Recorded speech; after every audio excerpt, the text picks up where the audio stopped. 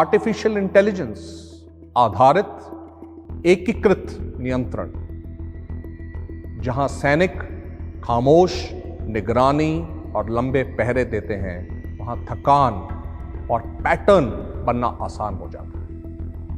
आतंक प्रभावित इलाकों में यही कमजोरियां सामने आ जाती हैं। जैसे जैसे खतरे तेज और स्मार्ट हुए, ये स्पष्ट हुआ कि सिर्फ मनुष्य पर निर्भर सुरक्षा काफी नहीं। एआई और स्वायत्त ड्रोन के अनुभव वाले एक अधिकारी ने सोचा, क्यों ना सुरक्षा को प्रतिक्रियात्मक से सशक्त और सक्रिय बनाया जाए। एआई, स्वायत्त ड्रोन और सेंसर को एक साथ जोड़कर उन्होंने निगरानी और खतरे की पहचान के लिए इस नए तरीके को परिभाषित किया। एक फौजी होने के नाते मैं ये कहूँगा कि हमारे लिए सबसे ज़रूरी और सबसे रूटीन काम जो है वो है सुरक्षा करना। हम रोज़ इंश्योर करते हैं, रोज़ ये देखते हैं कि किस तरीके से हम अपने देशवासियों की रक्षा कर सकते हैं। इस रक्षा करने के लिए जो जवान तैनात हैं, जो लोग तैनात हैं, उनके लिए ये एक मेजर एक्टिविटी है जिसमें उनका ज़्यादा से ज़्यादा समय लगता है और ज़्यादा से ज़्यादा हमारी मैन पावर इन्वॉल्व होती है। और ये थी समस्या जिसकी तरफ मैं देख रहा था।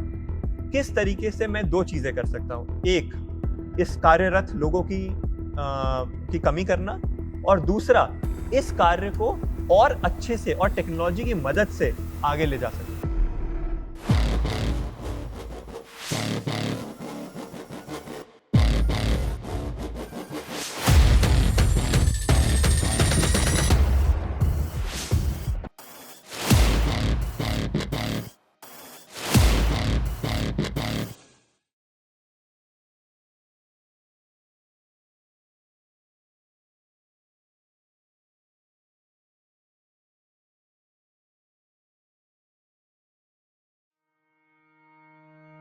जय हिंद, मैं हूं मेजर जय उपाध्याय और मेरी इनोवेशन का नाम है रुद्र रक्षक। हम हर साल हजारों कैमरास, हजारों ड्रोन्स अपने सिस्टम में ला रहे हैं क्योंकि हमारी फौज बहुत ही रैपिड मॉडर्नाइजेशन की तरफ बढ़ रही है।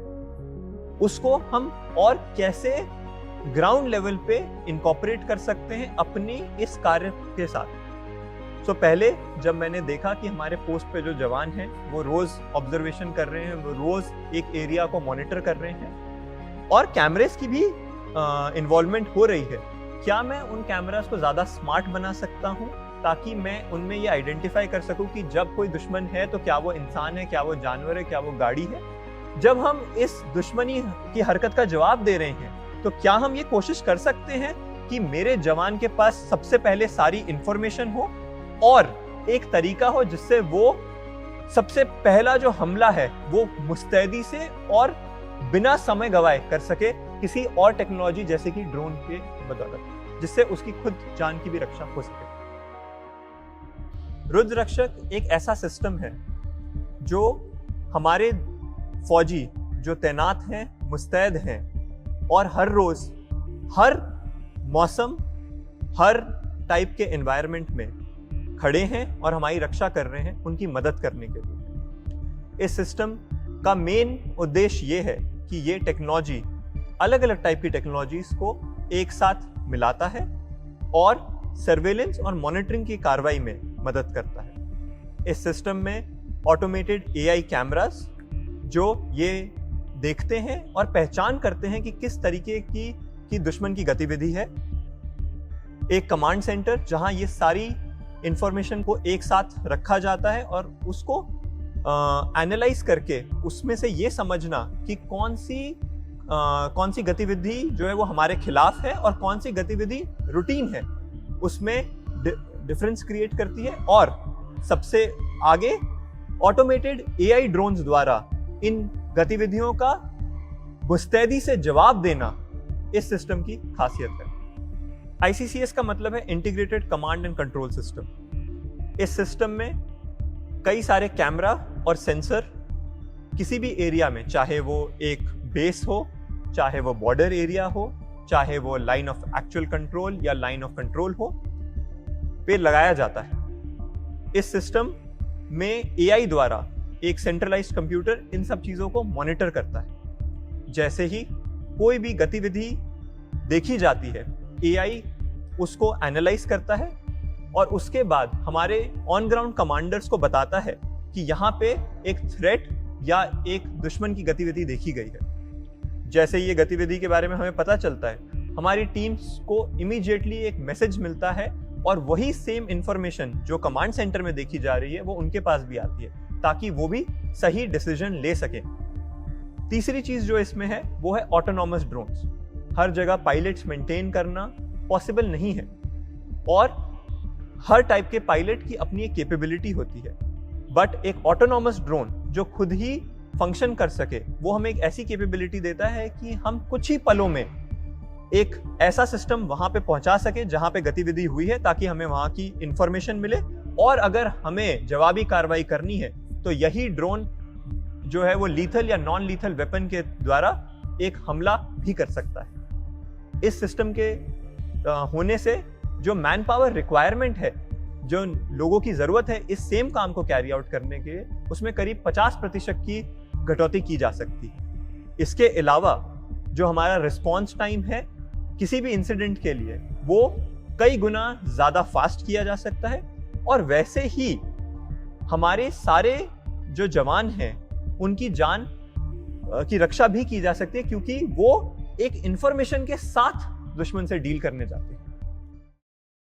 कई सारी तकनीकी और रणनीतिक प्रॉब्लम्स आई। हमने जैसे कि ये देखा कि कई सारे सिस्टम्स जो हैं वो मिलिट्री ग्रेड नहीं थे। वो जिन मौसमी और एनवायरमेंटल कंडीशंस में हमारे जवान हैं उनके साथ कंधे से कंधा नहीं मिला पा रहे। तो पहली तकनीकी चैलेंज तो ये था कि किस तरीके से हम अपने सिस्टम्स को इस लेवल पे लाएं कि वो एक जवान के काम आ सके और जवान को उस पर विश्वास हो सके कि जब मैं तैनात हूं तो ये भी मेरे साथ तैनात है। दूसरी तरफ अगर हम बात करें रणनीतिक चैलेंजेस की, तो सबसे पहले हमारा जो तरीका है किसी भी इंसिडेंट को रिस्पॉन्ड करने का, उसमें इस सिस्टम को इनकॉर्पोरेट करना, इसको मिलाना और इसे उसी लेवल पे लाना एक तकनीकी चैलेंज और एक रणनीतिक चैलेंज दोनों ही था।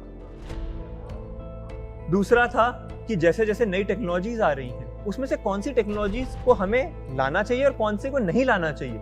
नहीं लाना भी उतना ही जरूरी डिसीजन है जितना लाना। किसी भी सिस्टम को इतना कॉम्प्लिकेटेड बना देना कि वो हमारे डे टू डे कार्रवाई में नहीं इस्तेमाल हो सके, एक ऐसी चुनौती है जिसे आप सिर्फ ग्राउंड पे ही सॉल्व कर सकते हैं। इन चैलेंजेस को सॉल्व करने के लिए हमने कंटिन्यूअस लगातार जितनी कोशिश और इम्प्रूवमेंट कर सकते थे फील्ड में वो की।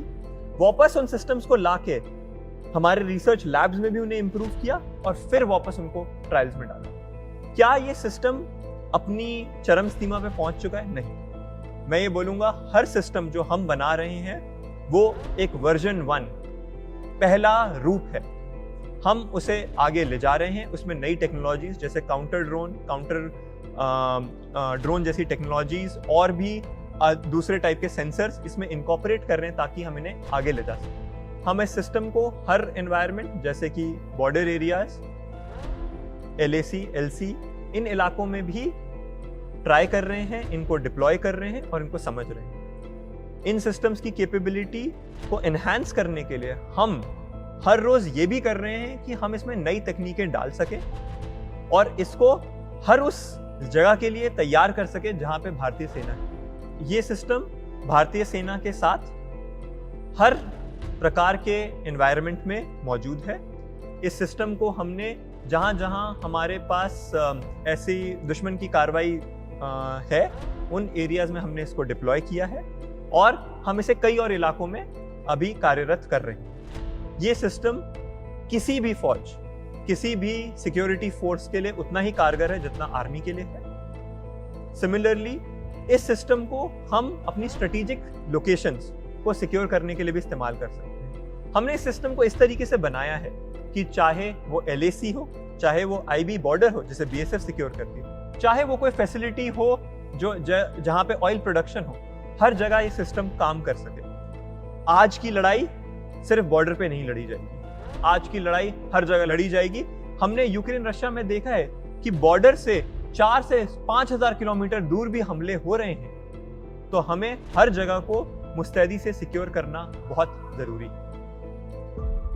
कहते हैं कि देर आए सवेर आए पर सही आए, तो सबसे ज्यादा तो मैं यही कहूंगा कि मुझे जल्दी शुरुआत करनी चाहिए थी। दूसरा जो शायद मुझे थोड़ी सी अलग करनी चाहिए थी वो ये थी कि मुझे ज्यादा चीजें ऑन ग्राउंड करनी चाहिए थी, रादर देन उनको बारे में ज्यादा सोचने की जगह करने पे शायद फोकस करना चाहिए था, तो हम ज्यादा जल्दी रिजल्ट्स पे आते, क्योंकि जो चीज जमीन पे चलती है वही जिंदगी में चलती है। तो आर्मी डिजाइन ब्यूरो और मेरे सीनियर अधिकारियों ने मेरे अंदर वो विश्वास दिया कि हाँ, हम ये बनाएंगे, हम ये कर सकते हैं, और हाँ, हमारे पास फेलियर्स और चुनौतियां होंगी, पर हमें उसमें हार नहीं माननी। कई बार ऐसे वक्त आए जब हमारे ड्रोन्स जैमिंग की वजह से क्रैश हो रहे थे, तो तब हमारे पास कोई सोल्यूशन नहीं था। तब हमारे कमांडर्स और टेरिटोरियल आर्मी इनोवेशन सेल जैसी संस्थाओं ने मुझे ट्रायल करने के लिए इक्विपमेंट दिया, ताकि मैं ये देख सकूं कि क्या ये सिस्टम पे चलता है। ये जो सपोर्ट है, इसकी वजह से हम आगे बढ़ चुके हैं। आज हमारे पास अलग अलग लैब्स हैं, मिलिट्री लैब्स हैं, एकेडमिक लैब्स हैं, रिसर्च सेंटर्स हैं जो हमारे साथ काम करते हैं। उसके द्वारा हम अलग अलग रिसर्च लैब्स, अलग अलग एकेडमिक इंस्टीट्यूट्स और स्टार्टअप्स को मौका दे रहे हैं कि वो फौजी स्थितियां और परिस्थितियों को समझ सकें और उन चैलेंजेस में कंधे से कंधा मिला के हमारे साथ काम करें, और ज्यादा से ज्यादा फील्ड में उस सिस्टम की टेस्टिंग करें, उसमें से लर्निंग करें और उस सिस्टम को लाएं।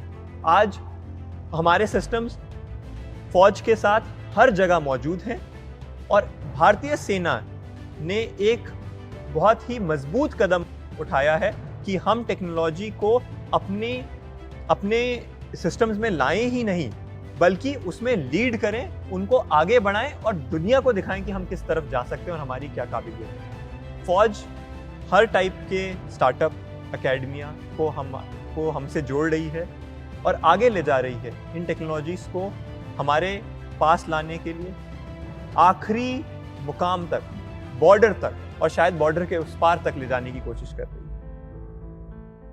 हर देश, हर फौज अपने आप में अलग है, अपने आप में यूनिक है। वहां पे इनोवेशन का तरीका उस पे बेस्ड है कि वो किस तरीके से कितनी जल्दी नई टेक्नोलॉजी को अपना सकते हैं और उस टेक्नोलॉजी को शायद दूसरे देशों को बेचने के लिए भी तैयार कर सकते हैं। हमारी रिक्वायरमेंट अलग है।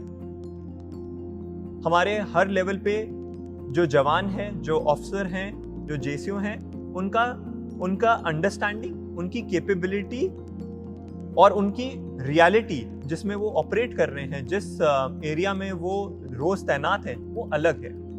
हमारी रिक्वायरमेंट भी उनसे अलग है, क्योंकि हमारी रिक्वायरमेंट एक ऐसे इलाके में है जहां पे हर टाइप का मौसम है, चाहे वो हिमालय के पहाड़ हो, राजस्थान के रेगिस्तान हो या नॉर्थ ईस्ट के जंगल हो।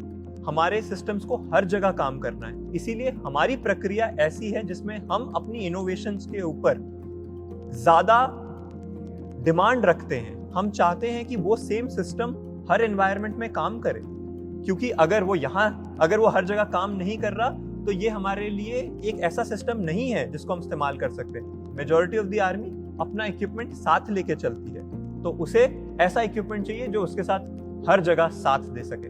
जो बाहर चलता है वो यहाँ जरूरी नहीं है चले, और जो यहाँ चलता है वो पूरी दुनिया में चलेगा, ये बात अश्योर्ड है। और दूसरा पॉइंट है इसी में कि हमारी रिक्वायरमेंट्स और हमारे सिस्टम्स वो हमारी युद्ध की तकनीक और युद्ध की कार्यशैली से जरूर मैच होने चाहिए। हम अपनी युद्ध करने का तरीका बदल नहीं सकते, हमें इन टेक्नोलॉजीज को उसमें मिलाना पड़ेगा, उसमें संकलन करना पड़ेगा।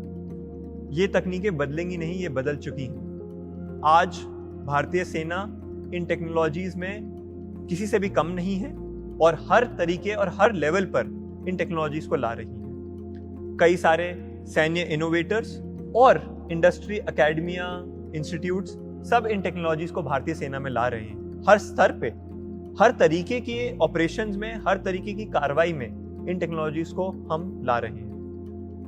ये टेक्नोलॉजीज खुद भी बहुत तेजी से बदल रही हैं। हमें ये भी देखना है कि इसमें से कौन सी टेक्नोलॉजी जो है वो हम अपने लड़ने के तरीके में ला सकते हैं, और कौन सी ऐसी टेक्नोलॉजीज हैं जिसमें हमें दुनिया को बताना है कि वो किस तरीके से इस्तेमाल होंगी। भारत एक ऐसा देश है जिसके पास एक खजाना है इन टेक्नोलॉजीज में। एआई जैसी फील्ड्स में इंडिया दुनिया को लीड करता है। हैदराबाद, बैंगलोर और यहाँ तक कि सियाटल में भी भारतीय हैं जो एआई को आगे ले जा रहे हैं। तो मेरा ऐसा मानना है कि हमारे लिए ये एक भगवान के द्वारा दिया गया वरदान है कि हम जो अगली जनरेशन है, जो अगली पीढ़ी है युद्ध की, जिसमें ये टेक्नोलॉजीज एक बहुत प्रमुख रोल अदा करेंगी, उसमें हम लीड करने के लिए सबसे ज्यादा तैयार हैं। मैं इसमें दो नाम जरूर लेना चाहूंगा। एक टीपू सुल्तान, जिन्होंने रॉकेट टेक्नोलॉजी को युद्ध में कार्यरत किया। रॉकेट पहले भी थे, चाइना में गन पाउडर का आविष्कार हुआ। वो लोग इसे ज़्यादातर एंटरटेनमेंट और लाइटिंग के लिए इस्तेमाल करते थे, बट उसी टेक्नोलॉजी को देख के टीपू सुल्तान ने उसे युद्ध में बहुत ही सही तरीके से और मौके पे इस्तेमाल किया। सिमिलरली मैं ये बोलूँगा कि कई लोग हैं, कई ऐसे जनरल्स हैं जिन्होंने टेक्नोलॉजी को अपनाया, जैसे कि गडेरियन, जिन्होंने टैंक को देखा और उसको ये समझा कि किस तरीके से मैं इसे अपनी लड़ाई करने की शैली में अपना सकता हूँ। यहाँ पे मैं ये भी नाम ज़रूर लेना चाहूँगा जनरल सैम मानेकशॉ का, जिन्होंने ये देखा कि किस तरीके से भारतीय सेना जो 1965 में युद्ध से आई थी, उसे किस तरीके से एक ऐसी फौज बना सकें जो 13 दिन में दुश्मन को निस्तनाबूद कर सके। तो मैं बोलूँगा हर लेवल पे एक इनोवेशन की ज़रूरत थी और उन्होंने वो नए तरीके निकाले और उन्हें आगे बढ़ाया। देखिए, सलाह तो मैं नहीं दूंगा, पर मैं ये ज़रूर कहूँगा कि फौज में सबसे अच्छी बात यह है कि हर फौजी जो है वो एक दृढ़ विश्वास और दृढ़ संकल्प के साथ आता है। और इनोवेशन भी ऐसा एक डोमेन है जहाँ पे दृढ़ विश्वास, संकल्प और हिम्मत टेक्नोलॉजी से भी ज़्यादा ज़रूरी है। जब ये चुनौतियां आएंगी, उस समय उनका सल्यूशन ढूंढने के लिए सिर्फ टेक्नोलॉजी की नॉलेज जरूरी नहीं। अपने अंदर विश्वास, अपने एनवायरनमेंट, अपने लीडर्स पे विश्वास, अपने सीनियर अधिकारियों पे विश्वास, और सबसे ज्यादा जरूरी अपने आप पे विश्वास इस तरीके से कि ये चीज की जा सकती है, ही आपको आगे ले जाएगा।